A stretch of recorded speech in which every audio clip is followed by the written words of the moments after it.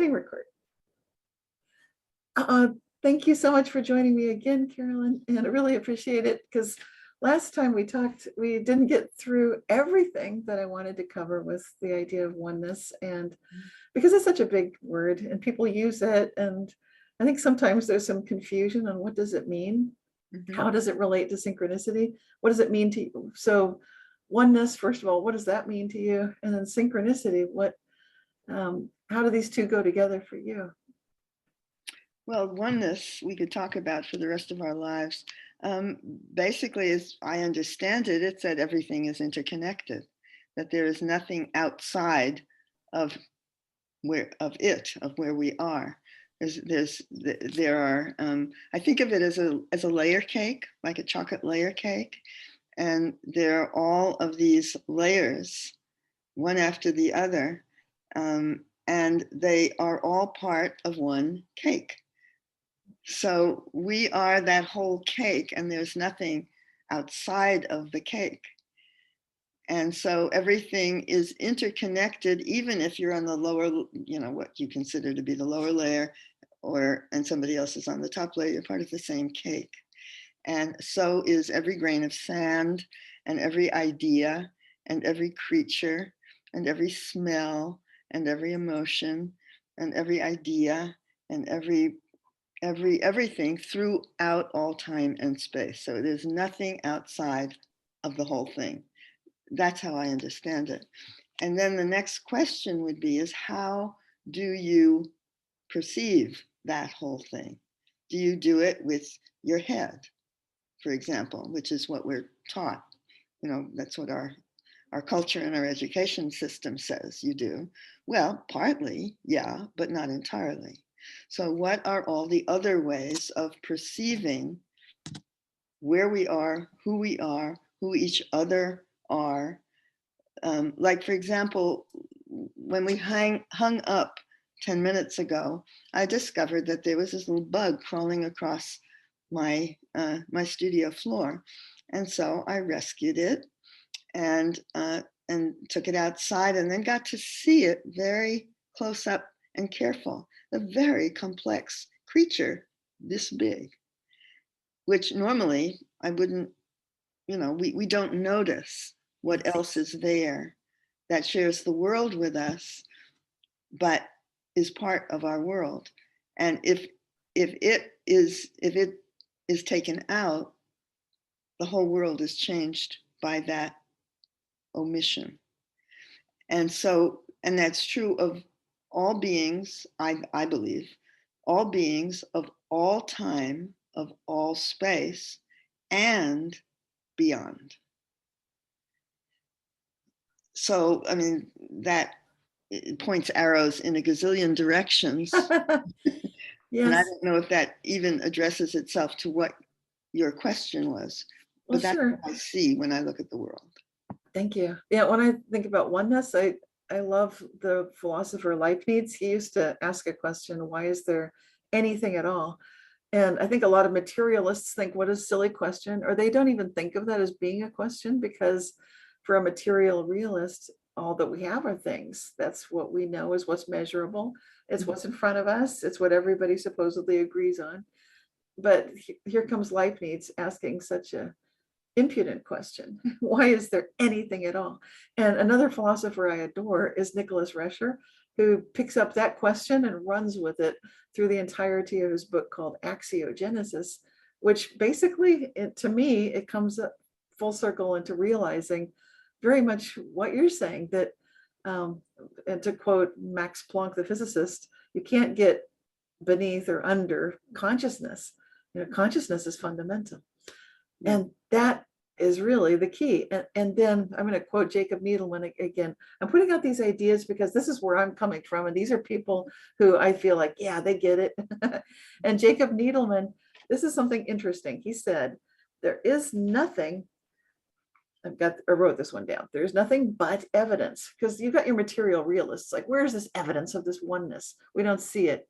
Okay, Jacob Needleman replies, there is nothing but evidence, but it is evident in the inner world and requires a special attitude of humility, wish for truth, and a sense of the sacred.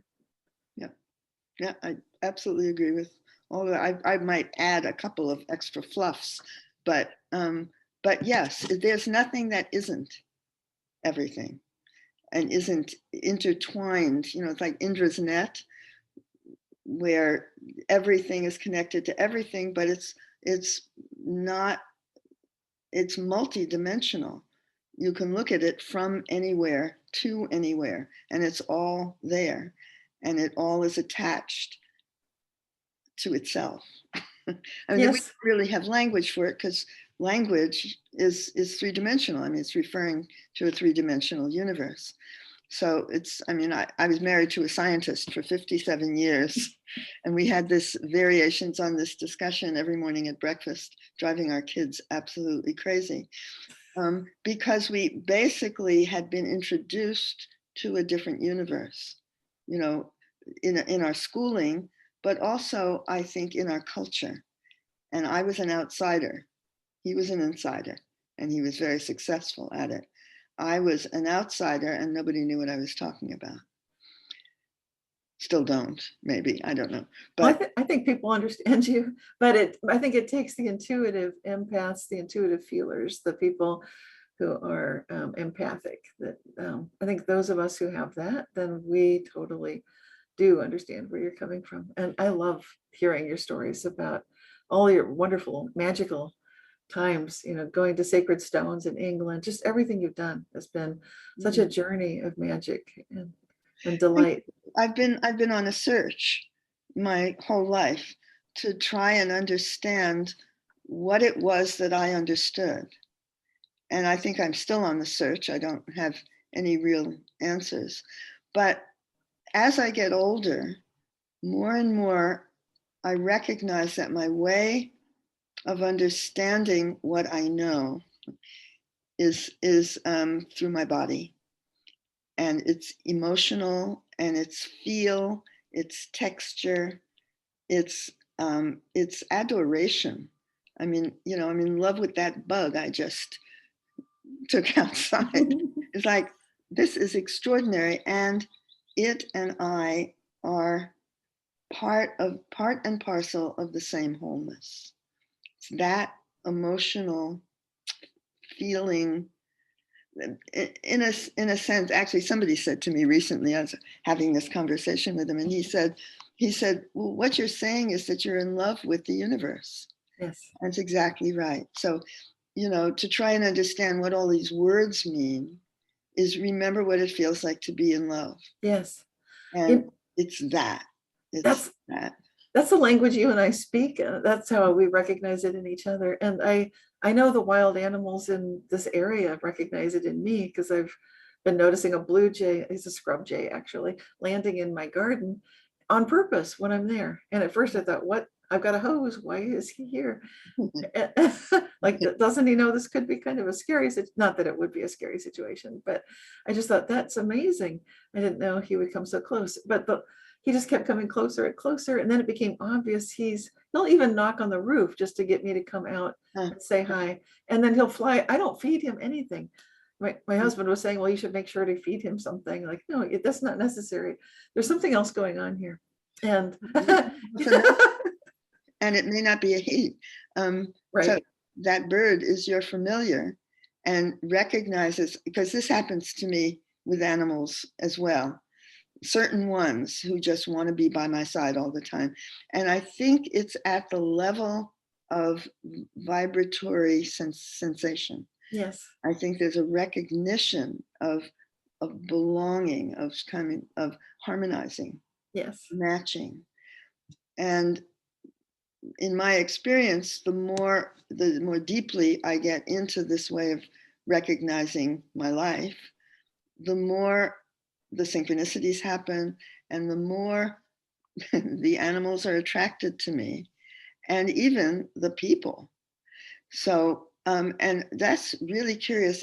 And then the other thing that's been happening to me is, I don't quite know what to make of it, is that I am hearing from people from my past, you know, now that we're all stuck inside and Googling all over the place, people are finding me who were my husband's graduate students in chemistry.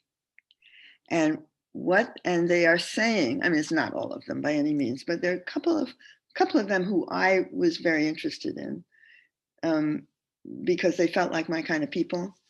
But there they were chemists, and they were learning how to be American scientists. And they are finding me again to say, what was it between you and her? What kept you together? Or what is it that you know? Because I feel it, and I felt it in you then. But, I was just a graduate student, and I wasn't going to walk up to my professor's wife. But now they're coming. It's very, very interesting. And we're having these long, deep philosophical conversations about the nature of reality with my husband's graduate students who are now in their, I don't know, 60s or 70s. But this is like what Jacob Needleman is talking about. And that's why I keep quoting him, because he believed that you could see this kind of it's just, I don't have words for it, but he could see this connection to reality. And he's also said that only a virtuous human being can know reality. I think this is what people are sensing about you, that you've got this inner virtue, you have this reverence, this humility, this love for truth, this way of just loving the cosmos. And what that brings, it can bring wisdom, if one is open to receiving it. And I think that's what people are feeling, that you have that you're in touch with that reality. I guess. I mean, I don't have an explanation for it, but it was, a very interesting task that I took on in this lifetime. I realized, being married to a scientist at a time when my way of thinking was considered crazy.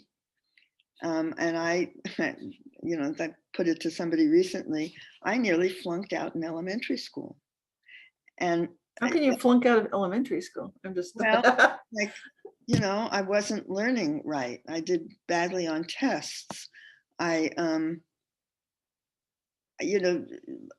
doing multiple choice tests, I couldn't answer anything because for me, all the answers were partly right. I had that problem too. I understand that problem. So, we were not a match for the culture that we were part of.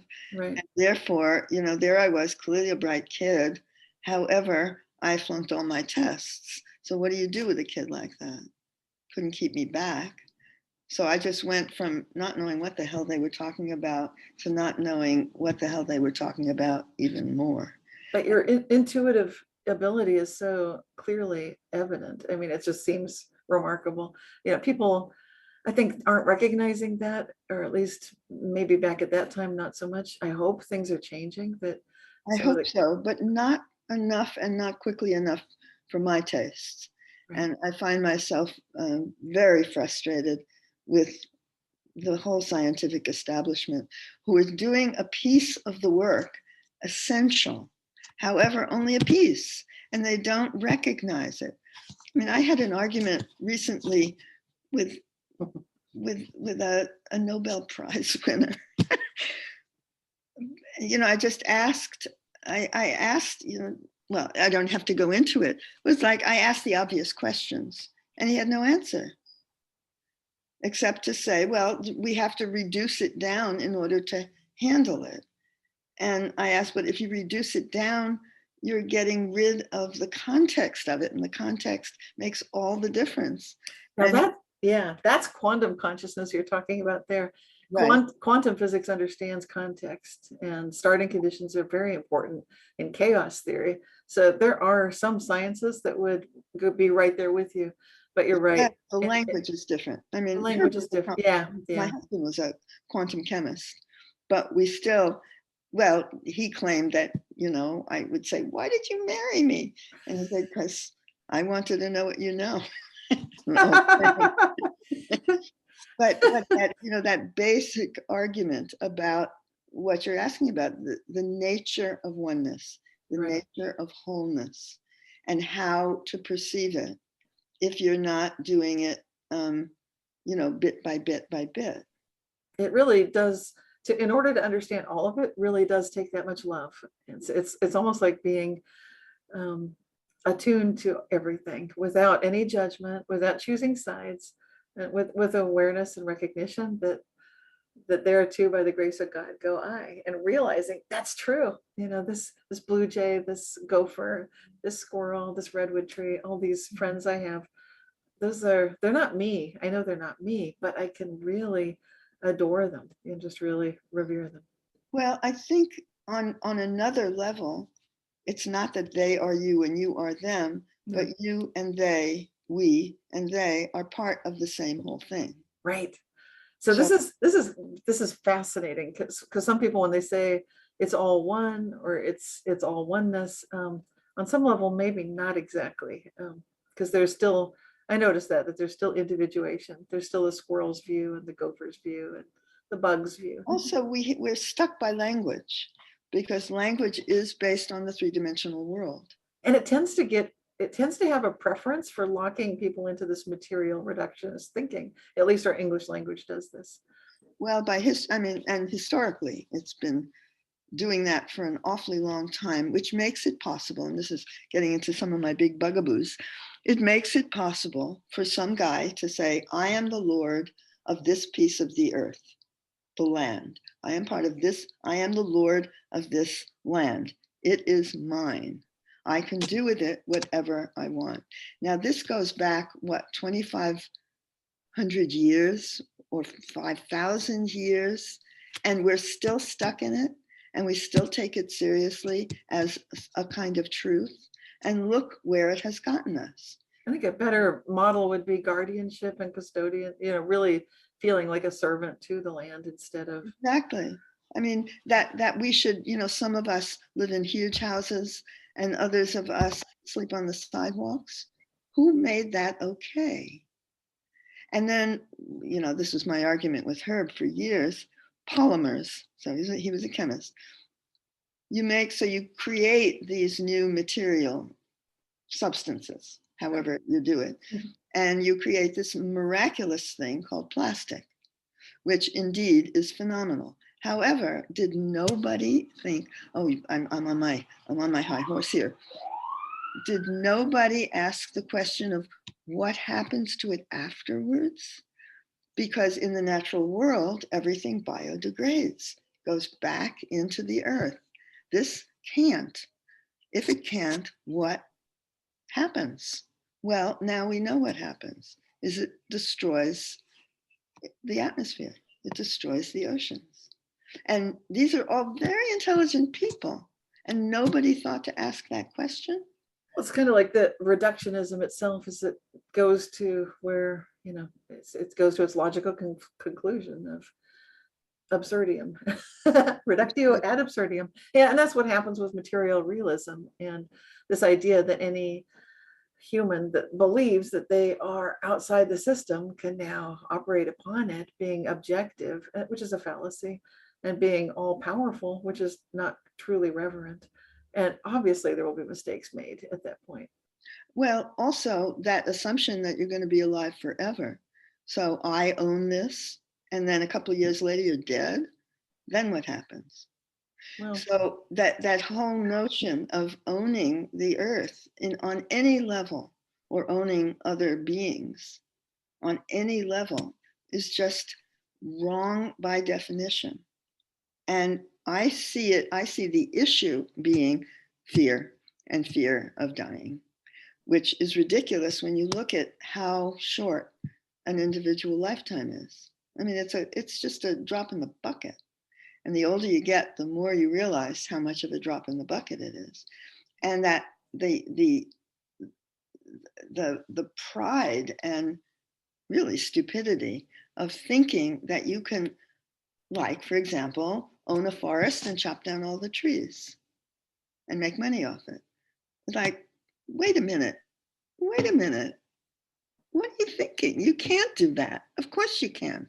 But here we are, still doing it. and destroying the atmosphere. I've got cousins that live in Sweden and they own a forest and they've been for centuries. I don't know how far back, maybe 1,000 years, maybe more. They've been working that same piece of land, that same forest. But it's a whole different practice the way my Swedish cousin is doing that farming. Mhm. And so I think it's good to be cautious when we lump people, whether they're, lumberjacks or any kind of group. They're going to be people within it that are very conscious, very aware, and maybe their families have been for some time. So, Well, I think it's different using, we are using the natural world. That's how we survive. But using is not the same thing as abusing, about not recognizing that you cannot destroy. You may not destroy. what you're saying reminds me of how we've come to terms with the awareness that slavery is not a good idea. So, and I think most every culture on the planet should know that by now. And what you're saying about land and animals and plants, you're saying something similar. Like maybe this is I don't have a word for that right now. Mm. But if you're working with the land in such a way that it's regenerating, and so my cousin, when he's looking at a tree to take down, he's not clear cutting anything. There's never been clear cutting. They don't do clear cutting. And they're always working with, it's much more indigenous the way the Indians would be logging or removing certain trees. It's more like that. Yeah. And as far as, The land. yeah. So there can be economics involved, but maybe it's a good time to reassess all of that when we move into this new world, when we go forward, with these new ways of focusing on what we want to bring into creation. I think a lot of people know what they don't want, but since even within that discussion, there can be a lot of disagreement. Yeah, well, I think there's also a lot of possibility. I don't think that there's one alternative way to do anything. And there are as many ways as there are people. But amongst those ways is not destruction. Right. Total destruction. Because if you consider that everything is connected, that it's all one, you destroy that bug and you are destroying more than just that bug. And if you're not aware of that, then you think nothing of, killing all the whales. This comes up in some indigenous First Nations wisdom, because they say, who speaks for moose, who speaks for bug, who speaks for wolf. And they have that awareness that, okay, just because someone's not at the table right now, we know that they are at the table. So it's the idea of bringing everything that is into the circle. And that seems like it's been a missing element until we start noticing species are going extinct. And then we start noticing, whoops, we're having problems with various interrelated aspects of the food supply and so forth. All these resources are and breathing. Yeah, is getting to be a real serious issue, because we unbalanced the whole atmosphere. Well, we includes us. So, or me, I should speak for myself. yes. So what is the process for re-entering this wholeness?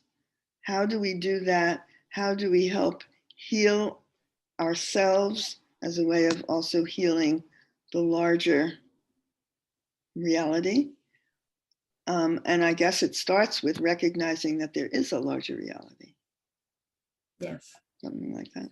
And moving to those levels of higher self that we're capable of accessing, just love, gratitude, appreciation, respect, reverence. These are qualities that we can embody and share. And it's a real thing. So and that love is real and people can feel it. It's visceral. I can feel it with you. And just, I think your example is enough sometimes to change the world. Look at these students that are coming back years later that would like to connect with what you know. And maybe what you know is love, kindness, humility, a passion for truth. These are qualities that you embody, that you bring forth. And that does look to me like the key that opens the door to reality. Well, all I can say is thank you. And I'm sort of aghast because I had no idea. I'm just sort of getting into trouble right and left since I remember. And people, I've been called crazy and dismissed and all of that. And no, I've never given it up and don't wish to. And here at this late age, I'm finally saying, this is important, and what I think and what I do is actually important. It's helping. Yes. So I'm grateful to have lived this long. Yes. And can do whatever in the world I'm doing, which isn't different from what I've always been doing. And I like the way you're encouraging people to ask good questions, because I'm a big believer in that too. We do live in this participatory cosmos. It does answer even what we're thinking. And the more aligned we are within ourselves, the better the results are. And that's what I love about talking with you, because I can feel you have alignment within yourself. And even if you're upset and angry about a situation, it's a sincere, genuine, full, like you said, embodied expression of how you're feeling. So it's authentic. Thank you. I would like to be more aware of it myself. Sort of I know what I'm about, but it doesn't get responded to all that often in a way that says you're on the right track. But it's what my life is about. It's what I'm here for. And it's what I see. Yes. And what I am seeing lately is the kind of the clouds reaching each other and they're ready to go. And it's got to come apart. It's got to change. We can't keep sitting in this puddle of unknowing and making the same mistakes over and over and over and allowing it to happen around us. It's very frustrating. It's frustrating, but you're a good teacher, and I have faith that there's a plan to all this madness. It looks like chaos. I thought so when I first got to Earth. That was my original early. Yeah, it's like this is the wrong planet. So, so of course. Okay, they need me. Well, that didn't even do it. I'm like, they'll find someone else. No, what got me was you chose this, and you'll lose your 5-year head start. I'm like, no. I changed my mind. Right. But I see it as significant now that I came into a family and then married a family that had no idea what I was talking about. So I had to, with Herb at least, I had to learn how to speak the language that he spoke in order to talk about things that I spoke in a different language, basically. This is exactly so important going forward, to find that common language and I think empaths like yourself are the ones who are capable of doing that. We can't really, I don't think it's reasonable to look to a rational, analytical, material realist to bridge that gap, because they're not going to have the tools to do it. They don't know what they're looking at when they look at an empath, at an intuitive who claims to be seeing this empirical evidence of some greater reality that there's no proof of. Right. Yeah, so it remains an issue, or not an issue isn't the right word. It remains kind of what my work is about. Yes. And every day in every way. And thank you for saying that I somehow exemplify what it is that I keep trying to talk about. So I hope people are picking it up without my even knowing it. Well, the things I'm picking up are just that you don't lose sight of this connectedness. This it's not just it's connectedness is one thing, and then there's also the oneness, and then there's also the love and the following of these little signs and signals and synchronicity. And getting back to synchronicity. So how does synchronicity fit in? Well, it's obvious. Everything's connected. And so something moves over there and we feel it over here, and somebody else is also feeling it, and then boom, it all comes together. Yes. And at my most, I don't know, best, or my most sort of astonishing, I have seen it happen around me across time and space. So I heard, I mean, there's a couple of long stories, but one involves myself and a musician in India who I didn't even know, who I eventually met in India, and then 2 years later helped to bring to this country where the music, music from other cultures was just beginning to happen in the early 1970s. Yes. And I, so I know what you're talking about. I've had these experiences too, such as first seeing my husband when I was 10 years old in 1972 in Chicago O'Hare Airport, and just being struck. He was standing by himself. I was with my family. I was a little girl, but we both remember that moment. So that's kind of bizarre. And that's just one of many, many things that have happened there that are off the hook. So when you get into close relationships like that, you can expect to see some mega extraordinary situations where time, that's what I mean about nonlinear time. And you know it, I know it, we live it. And so then you start to see the coordination that's capable of happening at higher levels of our consciousness. And that's why I can stay an optimist, regardless how crazy and chaotic this place has always looked to me. Right. Well, and it's a historical moment of Yes. change. And according to the Mayan calendar and according to the Yugas, it is Yes, a historical moment of change. very much. So, I believe we came in for it to be a kind of assistant to the kids. Yes. And that's what you've been doing with your whole career and life since I've known your work. Yes. And it's kind of what I've been doing once I figured out that I was doing it. Yes. And with these reality shifts and quantum jumps, we see evidence that we are the time travelers we've been waiting for. So, we absolutely affect the past and the future and the present. And no, right now, I think we're just like in the playground, we're in the sandbox. We don't quite know what we're doing, most of us, but this is where it can all change. I think we're at the dawn of a golden age for humanity coming into this ability. Well, it's got to change. I mean, Yes. it won't go down, but humans could. And I would like for us to stick around because we're pretty interesting, I would Yes. say. I think so too. Well, thank you so much for coming back a third time to talk with me. And Totally my pleasure. I always love talking with you. Thank you so very, very much. And thank you, Cynthia, for everything you do and every person you are. Thank you. Take care. See if I can hit the record button here. Bonk.